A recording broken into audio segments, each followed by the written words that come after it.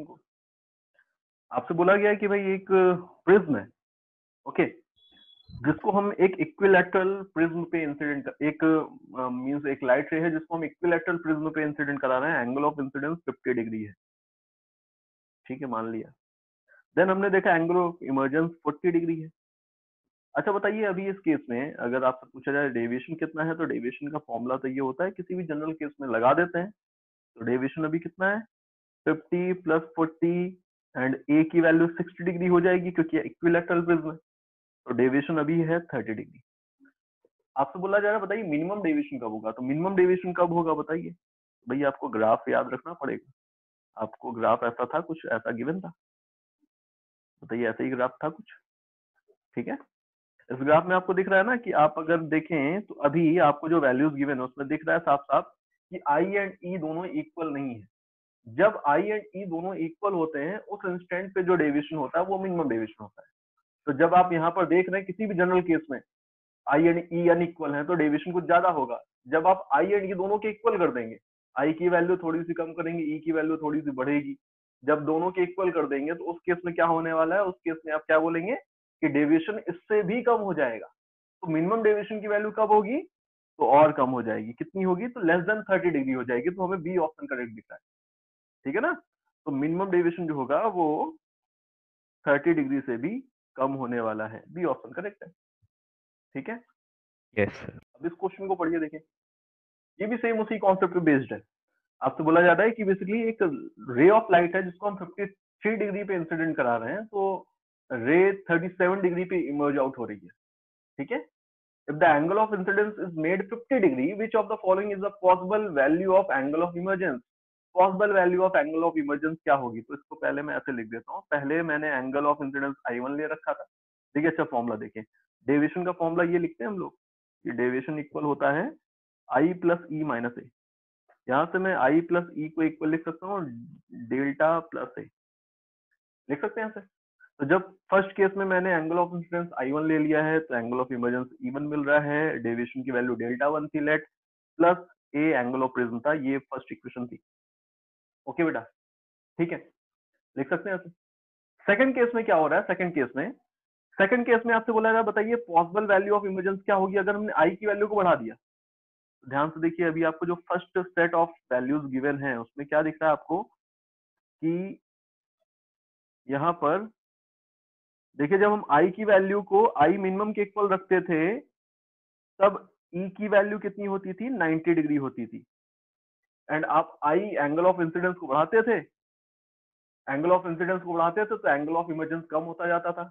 एक ऐसे ही आप लगातार आई को बढ़ाते जाइए, ई कम होता जाएगा। एक इंस्टेंट ऐसा आएगा ना जब आई एंड ई दोनों इक्वल हो चुके होंगे, उस इंस्टेंट पे जो डेविएशन होता है that is the minimum deviation. ये मिनिमम डेविएशन की कंडीशन थी। आप अगर फर्दर आई बढ़ाएंगे तो फर्दर ई और कम हो जाएगा, तो इनके बीच में वापस से डिफरेंस बढ़ने लगेगा। ऐसे ही कुछ हो रहा है। तो अभी आपको क्या दिख रहा है कि आई की वैल्यू है 53 डिग्री एंड ई की वैल्यू है 37। इसका मतलब क्या कि आई की वैल्यू ई से ज्यादा है, मतलब हम इस ग्राफ में इस पार्ट में कहीं पर हैं।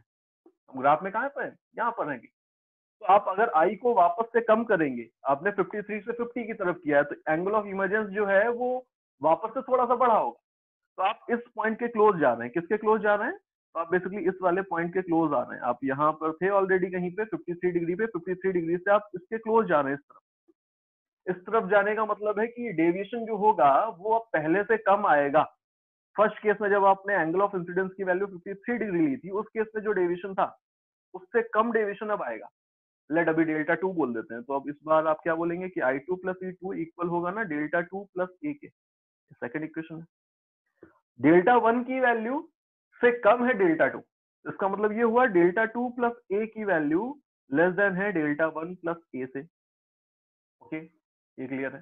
तो हमें यहाँ पर एक पॉइंट ये मिल रहा है, वैल्यूज रख देते हैं। डेल्टा 2 प्लस ए का मतलब I2 plus E2 less than होना चाहिए I1 प्लस E1 से। I2 प्लस E2 का मतलब हो गया I2 मीन्स 50 डिग्री, E2 हमें निकालना है, I1 means 53 degree and E1 means 37। E2 की वैल्यू हमें कितनी मिल रही है बेटा, लेस देन 40 डिग्री मिल रही है। E2 की वैल्यू लेस देन 40 डिग्री होनी चाहिए। एज वेल एज जब आपने I को कम किया है 53 से तो E बढ़ा होगा। तो E बढ़ा होगा मतलब पहले 37 था तो 37 से ज्यादा होगा E। बट 40 से कम भी होगा। अब ऑप्शन देखिए कौन सा ऑप्शन पॉसिबल है, तो फोर्थ वाला ऑप्शन पॉसिबल है, 37 से ज्यादा एंड 40 से कम, तो fourth is the possible option. ठीक है ना, तो आंसर क्या हो गया, फोर्थ। बताइए कंफ्यूजन है कोई अभी भी? ठीक है,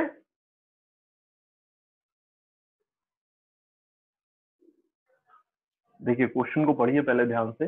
अल्टीमेटली यहाँ पर इस क्वेश्चन के अंदर कॉन्सेप्ट एक ही है कि आप डायग्राम अगर सही बना ले गए तो क्वेश्चन सॉल्व हो गया। आपसे बोला जा रहा है कि भाई एक पैरेलल बीम ऑफ लाइट है जिसको हमने किसी प्रिज्म पे नॉर्मली इंसिडेंट कराया हुआ है एंड प्रिज्म का एंगल स्मॉल है। सेकंड फेज पे ये पार्शियली ट्रांसमिट हो रही है एंड पार्शियली रिफ्लेक्ट हो रही है। रिफ्लेक्टेड रे वापस से फर्स्ट सरफेस पे आके इंसिडेंट हो रही है एंड फर्स्ट सरफेस से बाहर निकल रही है। एंगल गिवन है हमको कि जो रिफ्लेक्टेड रे थी वो फाइनली बाहर निकलने के बाद हमने देखा कि ओरिजिनल डायरेक्शन जो थी इंसिडेंट रे की उसकी अपोजिट डायरेक्शन से 6 डिग्री 30 मिनट का एंगल बना रही है। एंड जो रिफ्लेक्टेड बीम थी जो सेकंड सरफेस पे रिफ्लेक्ट कर रही थी 1 डिग्री 15 मिनट का एंगल बना रही है। आपको बताना है रिफ्रैक्टिव इंडेक्स कितना होगा, तो डायग्राम बना करके देखते हैं क्या क्या इन्फॉर्मेशन गिवन थी हमको। वैसे तो ये स्मॉल एंगल की ही बात हो रही है बट मुझे अभी यहाँ पर कुछ वैल्यूज मेंशन करनी है इसलिए मैंने थोड़ा सा लार्ज एंगल यहाँ पर दिखा दिया है। अब इसको मैं लैंग्वेज में करेक्ट कर दूंगा। एक रे ऐसे आ रही है, देखो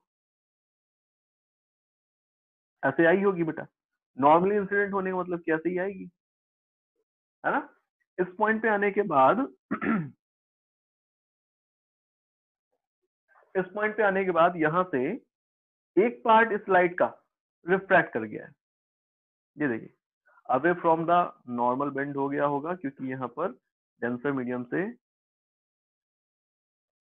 रेयर मीडियम में लाइट रे जा रही है, इस एंगल पर डेविएट हो गया है ना। एंड एक रे होगी जो रिफ्लेक्ट हुई है एंड जो रिफ्लेक्ट हुई है वो तो लॉज ऑफ रिफ्लेक्शन के अकॉर्डिंग लौटेगी, ये देखिए ऐसे आई है कुछ।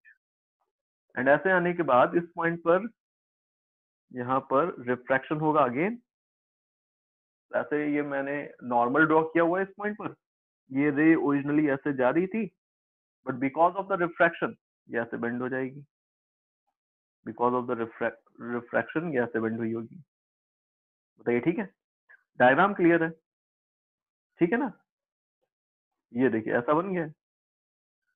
अब सारे एंगल्स जो पॉसिबल हैं जो हमें नोन है वो सारे यहाँ पर दिखा देते हैं। ये एंगल ए है, ये एंगल 90 डिग्री है, तो ये एंगल कितना होगा बेटा 90 माइनस ए। एंड अगर ये 90 माइनस ए हो गया तो ये वाला एंगल यहाँ पर कितना बन रहा है, ये देखिए इसको, तो ये बन जाएगा सिंपली ए।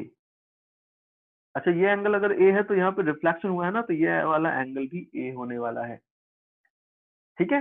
इस एंगल को मैं बोल सकता हूँ एंगल ऑफ रिफ्रैक्शन है ये देखिए नॉर्मल था, नॉर्मल के साथ रिफ्रैक्टेड रे का एंगल है तो ये मैंने आर मान लिया है यहाँ पर। इस पॉइंट पे जब ये रे पहुंचेगी तो देखिए यहाँ पर क्या ये और ये दोनों नॉर्मल है ना इस सरफेस पे, तो दोनों पैरेलल होंगे। एंड अगर दोनों पैरेलल है तो ये रे ऐसे जा रही है, ये देखिए, तो जो एंगल ये होगा वही एंगल ये होगा, होगा ना। तो इसका मतलब हुआ कि ये टोटल एंगल कितना था, ये टोटल एंगल था 2a। तो यहाँ पर इस पॉइंट पे जो एंगल बन रहा होगा ये वाला एंगल भी 2a होगा, ठीक है बेटा। देन जब रे बाहर निकलेगी तो ये रहा नॉर्मल एंड ये रहा रिफ्रैक्टेड रे, दोनों के बीच में जो एंगल बनेगा ये है angle of refraction at that this point, या फिर हम इसको एंगल ऑफ इमर्जेंस भी मान सकते हैं, ये ई हो गया, ठीक है। अब क्या क्या इन्फॉर्मेशन हमें गिवन है, तो हमसे बोला जा रहा है the refracted beam is found to have undergone a deviation of 1.15 degree from the original direction. तो जो रे इस पॉइंट से रिफ्रैक्ट हुई थी वो ओरिजिनल डायरेक्शन से, ओरिजिनल डायरेक्शन ये थी, इससे 1 degree 15 minute 1 degree 15 minute deviate हो चुकी है। ये वाला एंगल कितना है 1 डिग्री 15 मिनट है। एंड जो रे ट्रांसमिट हुई थी, जो रे यहाँ पर रिफ्लेक्ट हुई थी, वो रिफ्लेक्टेड बीम जब सेकंड सरफेस से बाहर निकली है तो फाइनली वो 6 degree 13 minute reverse direction of incident beam से डेविएट हुई है। तो रिवर्स डायरेक्शन कौन सी थी, तो ये वाली जो डायरेक्शन आप देख रहे हैं this is the reverse direction of incident beam, है ना। तो इस डायरेक्शन से इस एंगल पर डेविएट हुई है, ये देखिए, and this angle is 6 degree 30 minute. अब तो इसके बाद हमें सिंपली स्नेल्स लॉ लगाने हैं हर एक पॉइंट पर। मैं स्नेल्स लॉ लगाने जा रहा हूँ। इसको मैंने पॉइंट 1 बोला हुआ है, इसको मैंने पॉइंट 2 बोला हुआ है। पॉइंट 1 पे स्नेल्स लॉ लगाएंगे, तो पॉइंट 1 पे स्नेल्स लॉ लगाएंगे, देखिए क्या इंफॉर्मेशन मिल रही है। एट पॉइंट 1 क्या लिखेंगे, μ1, μ1 means mu refractive index of the medium of the prism, μ1 sine A, angle of incidence point 1 पे कितना, एक इक्वल है, इक्वल होगा μ2 की वैल्यू 1 हो गई इंटू साइन आर। ठीक है, एक मुझे एक वैल्यू तो ये मिल रही है। ठीक है बेटा, ओके। अब आप चाहें तो यहाँ पर इसको ऐसे भी लिख सकते हैं कि म्यू इंटू साइन ए इक्वल है, किसके इक्वल है, तो यहाँ पर देखिए इसको, एक ये नॉर्मल है एंड ये इंसिडेंट रे की डायरेक्शन थी, ये एंगल दोनों के बीच में कितना था, ए, तो ये एंगल कितना है, ए, तो टोटल एंगल ये कितना हो गया, ए प्लस 1 डिग्री 15 मिनट हो जाएगा ना। तो इसको मैं लिख सकता हूँ this is sine A plus 1 degree 15 minute. अच्छा ये बताइए कि अगर स्मॉल एंगल वाला प्रिज्म है तो इसका मतलब ए की वैल्यू तो बहुत स्मॉल है, एंड ए की वैल्यू बहुत स्मॉल है, तो साइन थीटा ऑलमोस्ट थीटा लिखा जा सकता है, तो this will be sine mu into A equal होगा ए प्लस 1 डिग्री 15 मिनट। इसको कन्वर्ट करेंगे अकॉर्डिंग टू रिक्वायरमेंट, अभी मैंने कन्वर्ट नहीं किया है। ठीक है, दोनों तरफ ए ही था, दोनों तरफ ही एंगल था, दोनों तरफ डिग्री में ले लिया तो अब कन्वर्ट हो जाएगा, सेम ही रहने वाला है रिलेशन। एक इक्वेशन तो ये मिली है। एट पॉइंट 2, पॉइंट 2 देखिए, पॉइंट 2 कहां पर दिख रहा है आपको, ये वाली पोजीशन। इस पॉइंट 2 पे स्नेल्स लॉ लगाएंगे तो क्या बोलेंगे कि mu into sine of angle of incidence, angle of incidence इस पॉइंट पे 2 है, ये इक्वल होगा म्यू 2 इंटू साइन ई, साइन ई। ई की वैल्यू कितनी होगी बेटा, तो ई की वैल्यू आपको कितनी मिल रही, ई की वैल्यू तो यहाँ पे डायरेक्टली 6 डिग्री 30 मिनट हो गई है। तो आपको पता है स्मॉल ही है, 6 degree still a small angle, तो आप इसको भी ऑलमोस्ट थीटा लेकर चल सकते हैं, रेडियन में लेंगे दोनों चीजें, बट दोनों तरफ रेडियन में कर रहे हैं, यहाँ भी और उधर भी, तो कोई फर्क नहीं पड़ने वाला, तो ये हो जाएगा 6 डिग्री 30 मिनट, ऐसे लिख सकते हैं। म्यू ए की वैल्यू आपको कितनी मिल रही है, 1 डिग्री 15 मिनट हो जाएगी। यहाँ से इक्वेशन नंबर 2 है ये, इक्वेशन नंबर 2 से ये वैल्यू उठा करके इक्वेशन नंबर 1 में यूज कर लेते हैं, तो 1 डिग्री 3 डिग्री था ये, 3 डिग्री 15 मिनट, तो 3 डिग्री 15 मिनट इक्वल है ए प्लस 1 डिग्री 15 मिनट। ए की वैल्यू बेटा कितनी आ गई है, 2 डिग्री, तो angle of prism is 2 degree हो जाएगा। फर्स्ट पार्ट का आंसर तो ये था। सेकंड पार्ट में हमको रिफ्रैक्टिव इंडेक्स भी बताना है, रिफ्रैक्टिव इंडेक्स बताना है तो किसी एक इक्वेशन को यूज कर लीजिए, लेट इस इक्वेशन को, इक्वेशन नंबर 2 को वापस से यूज कर रहा हूं मैं। तो म्यू निकालना है, ए की वैल्यू 2 डिग्री है, इस तरफ क्या लिखा है 3 डिग्री 15 मिनट। अच्छा 3 डिग्री 15 मिनट, 15 मिनट को कैसे कन्वर्ट करेंगे, अगर हमें डेसिमल में लिखना होता है ये तो आपको पता है 60 minute is equal to 1 degree, ठीक है ना। तो 15 मिनट का मतलब क्या हुआ, क्वार्टर ऑफ द डिग्री, तो ये हो गया 3.25 डिग्री। तो म्यू की वैल्यू कितनी आ गई है, 3.25/2, तो म्यू कितना आ गया 325/200। इसको 25 से डिवाइड कर सकते हैं, नीचे तो 8 आ रहा है, ऊपर देखिए कितना आ रहा है, 25 से डिवाइड करेंगे तो दिस विल बी 13 आ जाएगा। 13/8 is the answer, refractive index 13.8 होगी। ठीक है, देखिए डायग्राम देखिए, आपसे क्या बोला गया है कि एक प्रिज्म है एंड इसके लिए एंगल्स गिवन है 30, 60 एंड 90, देख पा रहे हैं आप क्लियरली, ऐसा प्रिज्म है, ये एंगल है बेटा 30 डिग्री, ये एंगल 60 डिग्री एंड ये 90 डिग्री। हमने इस पे एक रे ऑफ लाइट को इंसिडेंट कराया हुआ है एंड आपसे बोला जा रहा है कि यहाँ पर ये जो प्रिज्म है, इस प्रिज्म के मटेरियल का रिफ्रैक्टिव इंडेक्स 5/3 है एंड ऑल्सो बाहर जो है इस बार मीडियम वो एयर नहीं है, यहाँ पर वाटर है, जिसके लिए रिफ्रैक्टिव इंडेक्स आपको गिवन है म्यू ऑफ वाटर 4/3, ये आपको कंसिडर करना है। देन हमने एक रे ऑफ लाइट को इंसिडेंट कराया है, नॉर्मली इंसिडेंट कराया है इस पॉइंट पे, तो इस पॉइंट पे अगर नॉर्मली इंसिडेंट कराएंगे तो अब यहाँ पे तो कुछ सोचने की जरूरत है ही नहीं। इस पॉइंट पर फर्स्ट पॉइंट पे तो रे स्ट्रेट आएगी केवल, क्योंकि आई की वैल्यू तो 0 थी, तो ये रे आ गई है इस पॉइंट तक। तो इस पॉइंट पे पहुंचने के बाद अब आप क्या बोलेंगे कि भाई यहाँ पर नॉर्मल ऐसे जा रहा होगा, ये एंगल देखेंगे, ये एंगल कितना है, तो आपको दिखेगा कि भाई यहाँ पर देखें तो ये बेस के पैरेलल आई है लाइट रे, तो ये एंगल 30 होगा, ये 30 है तो ये 60 होगा, इसमें तो डाउट नहीं है ना बेटा। 60 डिग्री एंगल ऑफ इंसिडेंस। आपको क्या क्या पार्ट चेक करने हैं इसको समझ लीजिए पहले। The exit angle θ2 of the ray is sine inverse 5/8। अब एग्जिट एंगल हमें निकालना है, तो पहले यहाँ पर दो केसेस मुझे दिख रहे हैं, दो केसेस पॉसिबल है। एक केस तो ये हो सकता है कि रे इसी पोजीशन से ऐसे रिफ्रैक्ट कर जाए, एक केस तो ये हो सकता है। दूसरा केस हो सकता है कि यहाँ पे ऐसा हो रहा हो शायद कि लाइट रे जो है इसका TIR हो रहा हो, ये ऐसे आई हो, देन इस पॉइंट से बाहर निकली हो, ऐसे कुछ। तो हमें क्या करना पड़ेगा, पहले हमें यहाँ पर ये कंडीशन चेक करनी पड़ेगी कि इसके लिए एंगल ऑफ क्रिटिकल एंगल जो होता है वो कितना होता है इस कॉन्टेक्ट के लिए, इस वाले कॉन्टेक्ट के लिए इस पॉइंट पे एंगल ऑफ क्रिटिकल एंगल कितना होना चाहिए ये चेक करता है। तो क्रिटिकल एंगल चेक करेंगे तो कैसे लिखेंगे, तो साइन IC इक्वल होता था ना μ2/μ1, ये मैंने बताया था आपको। IC को चेक म्यू टू की वैल्यू कौन सी होगी, तो सेकंड मीडियम का मतलब वाटर का 4/3 अपॉन म्यू वन की वैल्यू कितनी होगी, तो म्यू वन की वैल्यू है 5/3। ये कितना बन रहा है 4/5। 4/5 अगर यहाँ पर आपको क्रिटिकल एंगल मिल रहा है, इसका मतलब क्या हुआ, मतलब क्रिटिकल एंगल कितना मिल रहा है 53 डिग्री। तो क्रिटिकल एंगल 53 डिग्री था और रे जो इंसिडेंट हो रही है वो तो 60 डिग्री पे इंसिडेंट हो रही है। तो इसका मतलब ये हुआ कि यहाँ पर आप बोल सकते हैं कि रे का TIR होने वाला है। तो इस पॉइंट पे तो रे ऐसे TIR करेगी, एंड TIR करेगी अगर, तो ये एंगल 30 डिग्री ही, ये एंगल 60 डिग्री ही रहने वाला है। अब जब इस पॉइंट पे रे पहुंची है तो वापस से ये इस कॉमन इंटरफेस पे स्ट्राइक कर रही है। इस पोजीशन पे पहुंचने के बाद अब इसके साथ क्या होगा, इसको वापस से हमें देखना पड़ेगा। तो एंगल देखिए यहाँ पर, ये 60 था तो ये 30 है ना बेटा, ये 30 है, ये एंगल, ये 30 है, ये 30 है, तो ये एंगल टोटल कितना होगा 120। उसमें से नॉर्मल अगर आपको दिख रहा है तो वो 90 डिग्री एंगल तो यही ले गया, तो इधर वाले पार्ट में कितना बचा है 30 डिग्री। तो angle of incidence for this point will be 30 degree.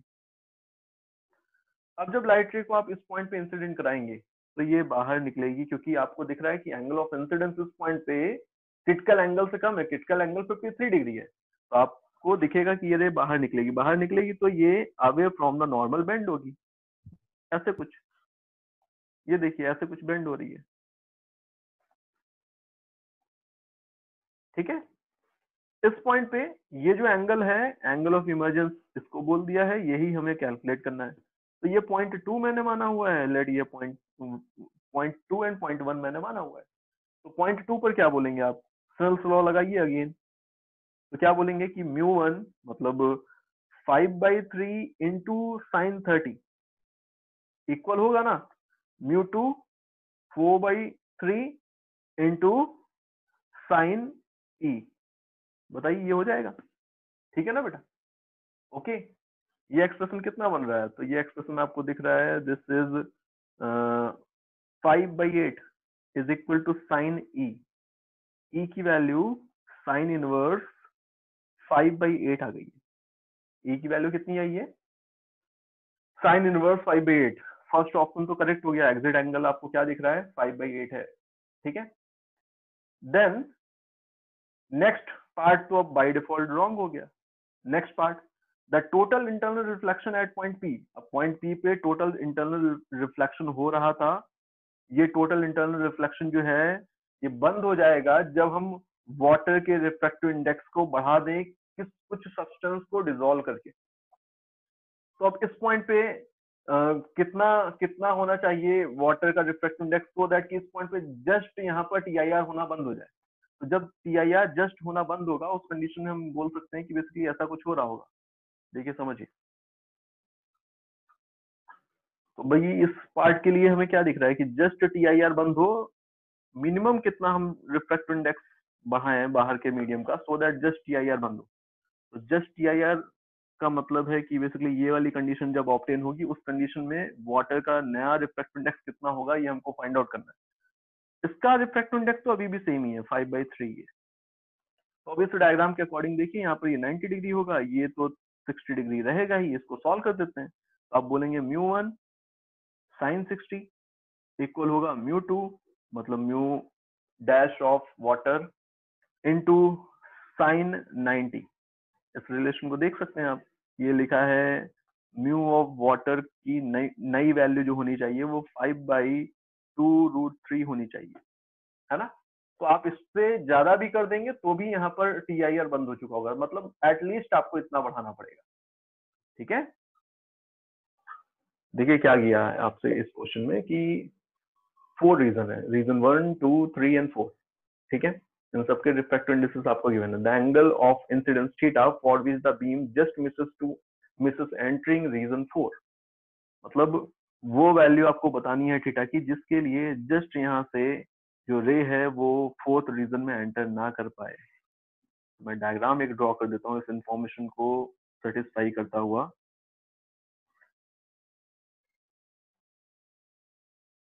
देखिए, लेट मैंने ये एक वैल्यू ले ली है थीटा की, इस पॉइंट पे रे ऐसे आई, अगर रे ऐसे आएगी तो यहाँ पर ये जस्ट मिस कर जाएगी 4th रीजन में एंटर करने से, ये मैंने मान लिया। इधर मीडियम का रिफ्लेक्टिव इंडेक्स अननोन, तो जस्ट मिस करने का मतलब क्या हुआ कि भाई इस पॉइंट पे जब ये रे ऐसे पहुंची होगी तो ये था नॉर्मल, एंड एन नॉट से n0/2 वाली मीडियम में जा रही है, मतलब away from the normal bend होगी। ठीक है, ओके, तो अवे फ्रॉम द नॉर्मल मैंने मान लिया कि बेंड हो गई, ऐसे आ गई। इस पॉइंट पे जब ये रे पहुंची बेटा, तो इस पॉइंट पे पहुंचने के बाद ये हो गया नॉर्मल, तो इसको ऐसे जाना था स्ट्रेट, बट स्ट्रेट ना जा करके अगेन ये n0/2 से n0/6 वाली मीडियम में जा रही है, तो ये ऐसे कुछ बेंड हो गई, लेट अगेन।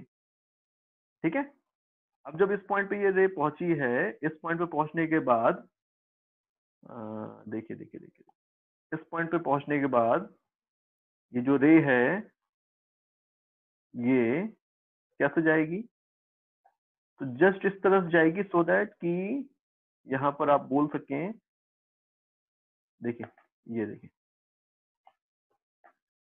क्या हुआ, इस डायग्राम को क्लियर कर पा रहे हैं क्या हो रहा है। ये आपको दिख रहा है रे कैसे चलेगी, पैरेलल टू बाउंड्री चलेगी। आप तो पूछो क्या ये एंटर करेगी 4th रीजन, आप बोलेंगे नहीं एंटर नहीं किए, जस्ट ये लिमिटिंग कंडीशन, तो जस्ट ये पैरेलल ही चली गई, एंटर करने से जस्ट रह गई। तो अब इस डायग्राम को सेटिस्फाई करती हुई इक्वेशंस आपको लिख लेनी है। आप फर्स्ट पॉइंट पे लिखेंगे पॉइंट 1 पर, देखिए पॉइंट 1 पर वैसे तो आप डायरेक्टली रिलेशन भी जानते हैं, बट फिर भी मैं लिख देता हूँ। पैरेलल बाउंड्रीज के केस में आपको पता है n इंटू साइन आई क्या होता है, कांस्टेंट होता है। तो आप चाहें तो ये इन्फॉर्मेशन यूज कर सकते हैं। तो पैरेलल बाउंड्रीज के केस में देखिए, इस पॉइंट पे जब रिफ्रैक्शन लिखेंगे तो क्या लिखेंगे, n0 साइन थीटा, इस पॉइंट के लिए था। इस पॉइंट पे जब रिफ्रैक्शन होगा तो समझ पा रहे हैं ना, n0 साइन थीटा। अभी आपको क्लियर हो रहा है तो ठीक है, नहीं तो मैं एंगल्स एज्यूम कर सकता हूँ। लेट ये r1 है तो ये r1 है, ये r1 है तो ये r2 है, तो ये r2 है, ये r2 है, तो यहाँ पर ये कितना है 90 है। हर एक पॉइंट पे आप स्नेल लॉ लगा लीजिए अगर आपको कंफ्यूजन हो तो। n0 sine theta first position पर, फर्स्ट पॉइंट पे जहाँ पर रिफ्रैक्शन हुआ है, आप क्या बोलेंगे कि n0 साइन थीटा इक्वल होगा n0/2 साइन r1, ये फर्स्ट इक्वेशन थी। सेकंड पॉइंट पे लगाएंगे आप स्नेल्स लॉ, तो आपको मिलेगा n0/2 साइन r1 इक्वल होगा ना n0/6 साइन r2 के। ठीक है, ये एट पॉइंट 2 आपने स्नेल्स लॉ लगाया है। एट पॉइंट 3 आप स्नेल्स लॉ लगाएंगे तो आप बोलेंगे कि n0/6 साइन r2 इक्वल होगा n0/8 साइन 90 के, ये एट पॉइंट 3। आपको दिख रहा है ना कि ये टर्म इसके इक्वल है एंड यही टर्म इसके इक्वल है, यही टर्म इसके इक्वल है। तो मतलब आप अल्टीमेटली यहाँ पर बोल सकते हैं कि n0 साइन थीटा इक्वल है n0/8 साइन 90 के, दैट इज 1। साइन थीटा की वैल्यू 1/8, थीटा की वैल्यू साइन इनवर्स 1/8, तो आंसर कितना आ गया, साइन इनवर्स 1/8। ठीक है, सारी चीजें गिवन है आपको, एक प्रिज्म गिवन है, यहाँ पर सारे एंगल्स आपको गिवन है। देन एक रे ऑफ लाइट है जो इंसिडेंट हो रही है, जिसको ओपी बोला हुआ है, मतलब ये जो पॉइंट होगा ये पी है, मैंने मान लिया है। ठीक है, नियर द वर्टेक्स बी बोल दिया है, मतलब पॉइंट बी जो आपको दिख रहा है, इस प्रिज्म का कॉर्नर बी जो है, इसके नियर यहाँ पर ये रे इंसिडेंट हो रही है। If refractive index of material of prism is √3, which of the following is are correct. तो कौन कौन से इनमें से करेक्ट होंगे? तो यहाँ पर सबसे पहले तो मैं इस प्रिज्म को एक बार रीड्रॉ कर देता हूँ। एक साइड, दूसरी साइड ये हो गई, थर्ड साइड ये हो गई 60 डिग्री एंगल बनाती हुई, एंड फोर्थ साइड आपको दिख रही ये वाली 135 एंगल बनाती हुई। तो ये 60, 135, 75 एंड 90। अब क्या हो रहा है, एक रे ऑफ लाइट है जो 60 डिग्री एंगल पे ही इंसिडेंट हो रही है, देखिए मेंशन है यहाँ पर। तो 60 डिग्री पे ही इंसिडेंट होने का मतलब है कि रे ऑफ लाइट बेसिकली ऐसे आ रही होगी, क्योंकि जब ये रे ऑफ लाइट एग्जैक्टली ऐसे आएगी ना बेटा, तभी यहाँ पर आपको दिख रहा है कि एंगल 60 डिग्री बनने वाला है। बताइए ठीक है? ओके, गलत कर दिया क्या कुछ मैंने? एंगल ये 60 डिग्री था अगर, तो ये 60 डिग्री है, तो नहीं नहीं नहीं, ये 60 डिग्री पे इंसिडेंट हो रही है, ऐसा बोला है, तो ऐसे आ रही है। ये वाला एंगल जो है ये 60 डिग्री है ना, यही बोला है। If refractive index of the material of prism, इस मटेरियल का जो रिफ्रैक्टिव इंडेक्स है वो √3 है, देन कौन कौन से करेक्ट होंगे ये बताना है। तो भाई इस पॉइंट पे जब लाइट रे इंसिडेंट होगी, तो अब चेक करते हैं कि भाई इसके साथ क्या होगा। तो अभी तो ये डेंस रेयर टू डेंसर जा रही है, तो और कुछ तो हो नहीं सकता, रिफ्रैक्शन ही होगा। अब जब रिफ्रैक्शन होगा तो ये देखिए ऐसे जा रही थी, किधर बेंड होगी? Towards the normal. तो टूवर्ड्स द नॉर्मल मैंने इस रे को ऐसे बेंड कर दिया है, ठीक है? ये आ गई रे। एंगल कितना होगा यहाँ पर? ये वाला एंगल कितना होगा?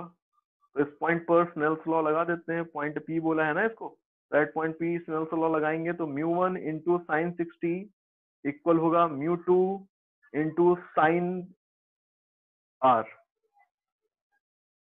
ये कैंसिल हो रहा है, आर की वैल्यू आपको 30 डिग्री मिल गई है, ठीक है? अब अगर ये 30 डिग्री होगा, तो अब देखिए यहाँ पर ये 30 डिग्री है अगर आर की वैल्यू, तो बाकी के एंगल क्या होने वाले हैं समझिएगा। ये 30 है, ये 90 है, तो ये 150 हो गया, 120 हो गया, 120 ये है, 60 ये है, तो 180 हो गया। तो 180 टोटल यहाँ पर ये जो आपको क्वाड्रिलेटरल दिख रहा है, सारे एंगल का सम 360 था, उसमें से ये 180 है, 135 है, तो ये कितना बचा? 45 डिग्री। ये 45 डिग्री है। एंड अगर ये 45 डिग्री है, तो इस पॉइंट पे जब लाइट रे इंसिडेंट करे होगी, तो हमें क्या दिख रहा है कि जो एंगल ऑफ इंसिडेंस होने वाला है इस पॉइंट के लिए, this is also equal to 45 degree. Angle of incidence 45 degree है, बट इधर एयर है रेयर मीडियम, इधर डेंसर मीडियम है। अब हमें कंफर्म करना पड़ेगा कि यहाँ पर ऐसा तो नहीं है कि TIR हो रहा हो, तो हमें TIR की कंडीशन चेक करनी पड़ेगी। हमें देखना पड़ेगा कि एंगल जो क्रिटिकल एंगल था वो कितना होना चाहिए था। तो अगर आप क्रिटिकल एंगल चेक करेंगे इस पॉइंट पर, तो साइन IC इक्वल होगा μ2 अपॉन μ1।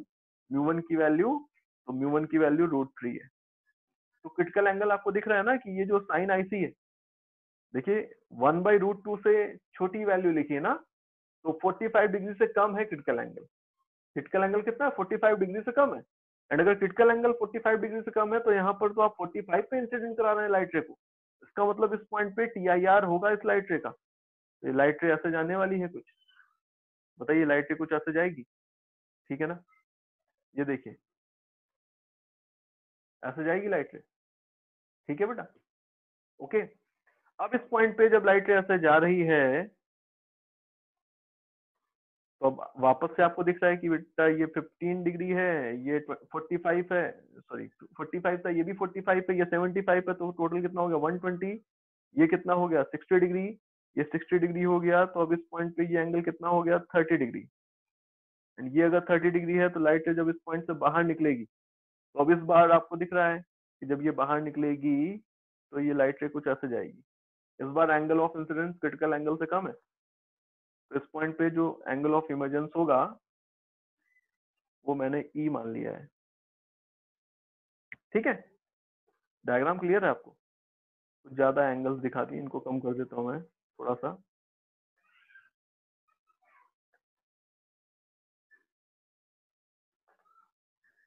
ठीक है, अब देखिए यहाँ पर इस पॉइंट पे जब आप स्नेल्स लॉ लगाएंगे इस पॉइंट पर, तो इस पॉइंट पर स्नेल्स लॉ के अकॉर्डिंग क्या होने वाला है? तो आप बोलेंगे कि भाई μ1 sin 30 इक्वल होगा μ2 sin e, e की वैल्यू 60 डिग्री आ गई। तो हमें यहाँ पर सारी चीजें मिल गई। देखते हैं कौन कौन सा ऑप्शन करेक्ट है। The ray gets totally internally reflected at the face CD, तो क्या ऐसा है? ऑब्वियसली है, तो करेक्ट है। द रे comes out through face AD, तो AD फेस से बाहर आएगी, सही बात है, ये भी सही है। The angle between incident ray and emergent रे is 90 degree, the angle between incident ray and emergent रे इज 120 डिग्री। तो ऑब्वियसली इन दोनों में कोई एक करेक्ट होने वाला है, कोई एक इनकरेक्ट होने वाला है, या फिर दोनों ही इनकरेक्ट भी हो सकते हैं। तो हमें तो basically incident ray and emergent रे के बीच का एंगल बताना है। इसका मतलब हमें क्या बताना है? Angle of deviation. Angle of deviation कैसे निकलेगा? एंगल ऑफ डेविएशन देखिए कैसे निकाल सकते हैं। तो इस पॉइंट पे लाइट रे ऐसे जा रही थी, ये देखिए इस पॉइंट पे लाइट रे ऐसे जा रही थी, बट बिकॉज ऑफ डेविएशन ये बिकॉज ऑफ रिफ्रैक्शन ये ऐसे टर्न होगी इस पॉइंट पर। कितना था ये एंगल? तो इस एंगल को मैं लिख रहा हूँ, इस एंगल को देखिए 60 डिग्री है, ये वाला टोटल एंगल, ये जो टोटल एंगल आपको दिख रहा है 60 डिग्री है, उसमें से ये 30 डिग्री है, तो ये कितना बचा बेटा? 30 डिग्री। तो आप बोलेंगे कि फर्स्ट पॉइंट पे जो डेविएशन है वो 30 डिग्री है, वो भी clockwise, sorry anti clockwise. Second point पे जब यहाँ पर आप देख रहे हैं सेकंड पॉइंट, इस पॉइंट पे रे देखें तो ऐसे जा रही थी straight, but because of the reflection ये ऐसे बेंड हो गई। कितने एंगल पर? 90 डिग्री पे, क्योंकि ये एंगल टोटल 180 था, उसमें से ये वाला 90 डिग्री है, तो 90 डिग्री वो भी इस बार आपको जो मिल रहा है वो क्लॉकवाइज है, ठीक है ना। तो ये देखिए ये हो गया क्लॉकवाइज, तो 90 degree clockwise plus next point आपको दिख रहा है, इस पॉइंट पे देखें अगर, तो रे ऐसे जा रही थी स्ट्रेट, बट ऐसे बेंड हो गई। तो आप क्या देख रहे हैं कि यहाँ पर ये एंगल देखिए, ये वाला ये 30 है, तो ये 30 है, एंड टोटल 60 निकाला हमने, तो ये कितना बचा? 30। तो अगेन यहाँ पर ये 30 डिग्री बन रहा है। तो इस पॉइंट पे जो डेविएशन हो रहा है उसके लिए क्या बोलेंगे? अगेन दिस इज 30 डिग्री, वो भी क्लॉकवाइज, तो 30 डिग्री क्लॉकवाइज। टोटल डेविएशन आपको लिखना है नेट, ऐसे ही लिखेंगे ना। अब 30 degree anti clockwise, 30 degree clockwise cancel हो गया, आंसर क्या आ गया? 90 डिग्री क्लॉकवाइज। टोटल एंगल जो है, एंगल ऑफ डेविएशन वो 90 डिग्री है, मतलब इमर्जेंट रे एंड इंसिडेंट रे दोनों के बीच का जो टोटल एंगल है वो 90 डिग्री हो गया, ठीक है। तो ये थर्ड ऑप्शन भी करेक्ट हो गया, ABC are the correct option.